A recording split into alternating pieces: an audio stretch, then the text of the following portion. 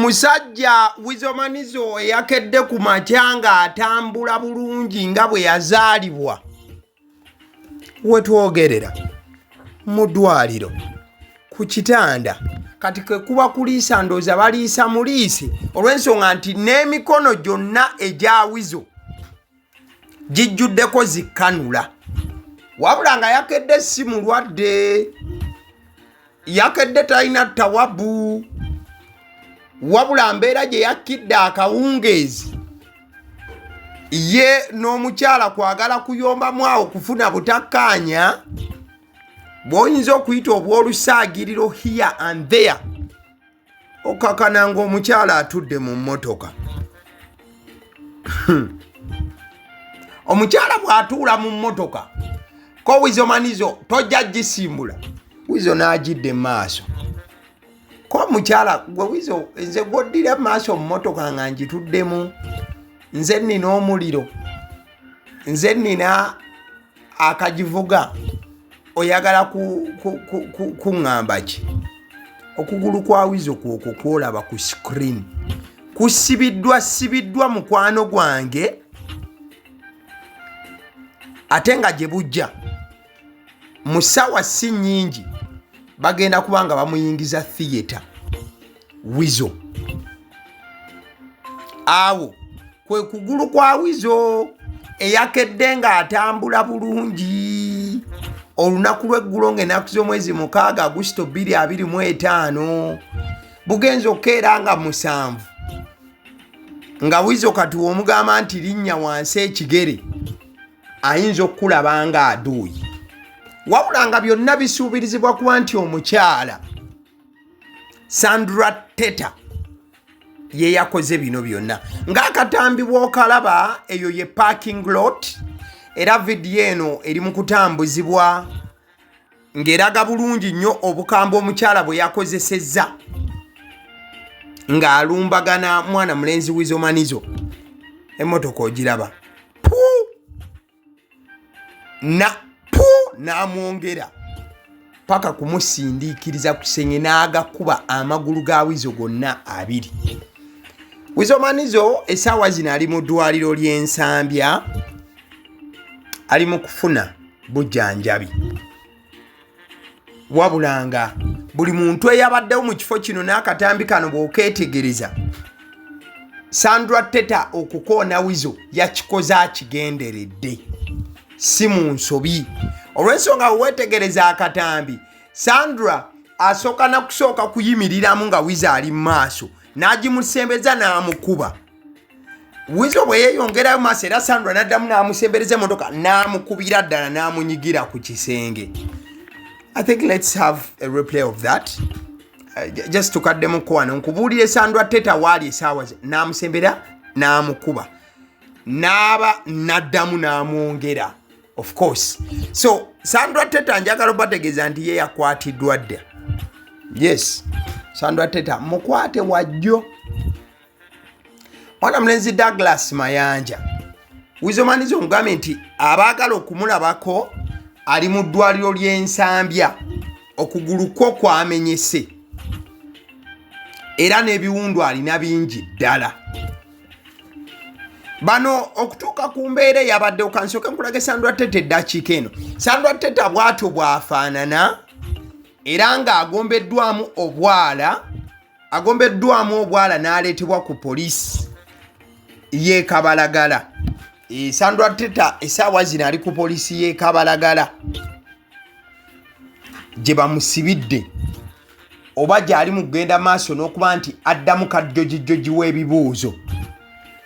Annyonnyola 4 n'akataano kyavudde ku ki okubeera nga atomera omuyimbi w'eggwanga Douglas Mayanja Wizomanizo okutuuka okuba nga ayagala okumukutula amagulu gombi, Weasel atuuke ne mu theatre amagulu bagasaleko, olw'ensonga nti obukambwe Sandra Teta bwe yakozesezza bwabadde bwa kika kya waggulu. Naye ng'ate omukyala ali mu kutomera mwami we. Sandra Teta we bamugombyemu obwalo okumuleeta ku poliisi, amaaso gabadde gamyuse nnyo. era nga bw'osobola okuba nti omulaba eddakiika eno ku screen oba kwabadde kukaaba kungi nga Sandra Teta akizudde nti ebikolwa bye yakoze byabadde bisobola okuba nga bimalawo obulamu bwa bbaawe. Kati Sandra Teta n'atandika okuba nga yejjusa ebyo bye yakoze bbaawe Weasel Manizo, kwe kutandika okuba nga akaaba. Oba Sandra Teta ekimukaabiza kuba nti nno bamugombyemu obwala n'okuba nti bamutwala ku poliisi y'e Kabalagala, kyonna bisobola kuba nga bibuuzo. Wabula ekibuuzo kiri kimu, ababiri bano Sandra Teta ne Weasel Manizo we beetuusizaako obulabe ekiro kya leero, babadde mu right senses of their mind? Bagamba their minds oba their mind, okubeera nti batuuse okubanga omu ayimirira maaso ate omulala n'amutomera.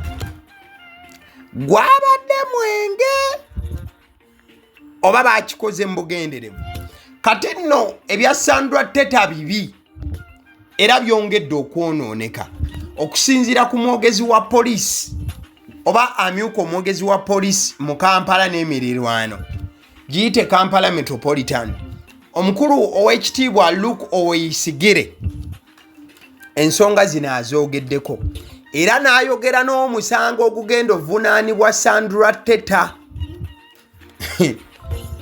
Ate Sandra Teta tebamulina, ali mikono gyabwe gya poliisi. Kati wabadde wa ripooti ebadde reportingibwa mu kusooka mbu Sandra Teta yakoze kyoyita hit and run, nti tomera omuntu dduka misinde. Poliisi ebisambazze n'ebigaana n'egamba nedda. Sandra Teta omusango gwe yakoze munene okusingako ku baagala obitambuza nga babibungesa nga bagamba mbu yabadde hit and run. Omukulu Luke Oweyisigire agamba bw'ati, this is not a hit and run, nti Sandra Teta kye yakoze si hit and run, mubijjeewo mulekeraawo bitambuza mutyo. Hit and run cases are investigated by the traffic police. Nti singa omusango Sandra Teta gwe yakoze gwabadde gwa hit and run, essaawa zino omusango guno bandibadde baguwadde basirikale ba traffic, be bandibadde baguyimiriddemu era nga bagunoonyerezaako.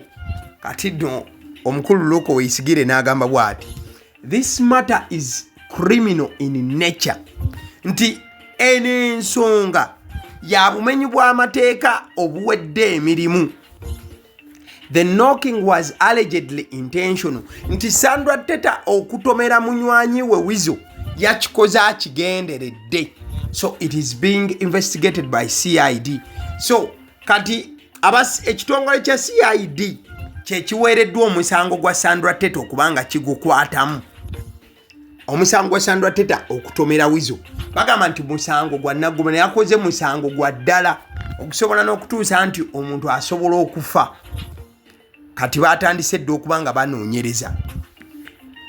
Wabula abalabira ebintu mu giraasi bagamba nti wakati ng'abantu bali mu kunenya Sandra Teta ne Weasel Manizo, temusala gwakawala ng'ogwakalenzi temunnagutunuulira. Bwe mujjukirako emabega omwaka gwa 2022 ekifaananyi kyafuluma nga Sandra Teta omuwala omulungi kaalaala atunula nga Bachina, wabula nga kyali kigambwa nti Weasel yali amuwuttudde n'amuleka mu wuttuliro, nti omuwala omulungi bw'atyo yali atandise okufaanananga Abachina. Kati mukyala wa Dr. Jose Chameleone nga ye muganda wa Weasel Manizo yavaayo n'atandika okulwanirira omukyala ono Sandra Teta, mukazi wa Weasel. Wabula abafamire ya Chameleone ne balumbagana omukyala ono nga bagamba nti yayisaawo bibye nakutatta na famire y'Abamayanja. Era Sandra Teta oluvannyuma yavaayo n'agamba nti byali bikyamu ebyali bibungeesebwa Weasel yali tannamukubako. Wabula Daniela muka Chameleone yabivaamu ng'abawooninze. Kankusomereka right up small time tudduke video tugimalirize. Daniela mu kuwandiika kwe yagamba bw'ati, of course I have seen Sandra running her mouth, speaking gibberish while living in utopia. And that's completely okay and not surprising. Daniela bwe yavaayo okulwanirira Sandra Teta kyamubuukako okuba nti ate Sandra Teta yeekyusiza Daniela n'okuba nga adifendinga Weasel ne famire y'abamayanja. Daniela yagamba bw'ati nti yeewuunya okulaba Sandra Teta ebiseera ebyo nti yali akyuse n'atandika okuba nga ayogera ebigambo ebikyafu oba ebyali tebigwanidde. That's exactly why she needs us all. Daniela n'avaayo n'agamba nti Sandra Teta atwetaaga ffenna. Sandra needs as much grace as we can all offer. Daniela yavaayo n'agamba nti Sandra Teta yali yeetaaga ekisa buli munnayuganda kye yali asobola okuba nga amugirira oba okuba nga amukolera. Daniela n'agamba bw'ati, let us be patient with her, let's keep encouraging her and even hyping her. Nti tusigale nga Sandra tumulaga omukwano n'okuba nga tumugumiikiriza n'okuba nga tumubudaabuda. We all know she needs it now. Nti ffenna tukyetaaga nti akyetaaga kati. Nobody expects it to be easy for her. In fact, we sympathize with every Sandra and only hope that they snap out of it just in time for us all to celebrate. So, Daniela yali avaayo ng'ayogera ku Sandra Teta bwe yali atambula ng'agamba abantu nti tebyali bituufu nti Weasel yali amukikijjanya n'okumutulugunya. Era Sandra Teta nga yali adifendinga Weasel manizo n'ebisigadde. Wabula ye Daniela yavaayo n'agamba nti nedda obufumbo bwa Weasel ne Sandra Teta buli violent. Beekuba era balwana buli kadde. Newankubadde nga Sandra Teta yali abikkirira at the time. Nga n'ebifaananyi byali bifuluminga face ya Sandra Teta ewulubadde nnyo ekyali kigambibwa nti yali awuttulwa Weasel manizo. So Daniela ye yali avaayo ng'alwanirira Sandra Teta n'okuba ng'alabisa famire y'abamayanja omuli ne Chameleon obufumbo Daniela bwe yavaamu ng'agamba nti bano abasajja babi nnyo bakuba ate batulugunya. Sandra Teta ebigambo bye yagaana. Era ye Sandra Teta yasigalawo mu maka. Era ojja kujjukira nti Sandra Teta yanobako nga bwe kyali kigambibwa n'addukira e Rwanda. Wabula maama azaala Weasel yavaayo era still n'adifendinga situation. N'agamba nti tewaaliwo mbeera yonna etiisa. Ebyo just byali bigambo by'abantu. Kati ate kyewuunyisa nti bye baali bayita ebigambo by'abantu luli gwali mulundi gwa Weasel kubanga yawuttudde Sandra Teta nga byali bitambuziddwa. Kati ate we twogerera Weasel manizo yatomeddwa mukazi we yennyini. So mwana mulenzi Weasel we malidde video eno ba wenji kufundikirira ng'ali mu kulinda kutwalibwa mu theater ateekebweko akaso oba bamukoleko sajare. Weasel bagenda kubanga bamukolako sajare bamutwala mu theater kumulongoosa. Wabula nga mu kumulongoosa omusajja yabadde mulamu nnyo. Mukazi we yamutuusiza ku kyaliko kati. Abantu abasinga bakituzze ku mbeera ya violence mu maka g'abano. Bagamba nti amazima gali nti obufumbo bwo buli violent ne muwe munaakeera ne mubikkirira. Wabula ajja kujjukira nti gye buvuddeko Weasel yakagulira mukyala we emmotoka myezi ng'esatu emabega I think. Emmotoka kapyata. Eyo emmotoka si gye baamugulira ate si gye yakozesezza okutomera eyagigula. Olaba bw'ogula emmotoka eyo nga gw'ogyegulidde ate n'ekutomera. Kwegamba mwegendereza ebirabo bye muwa abakazi. Kazi mugulire toilet paper. Newe mukeera ne mukyankalana bw'ayagala ogikusiba mu bugula gw'okutuga tesobola kutuga.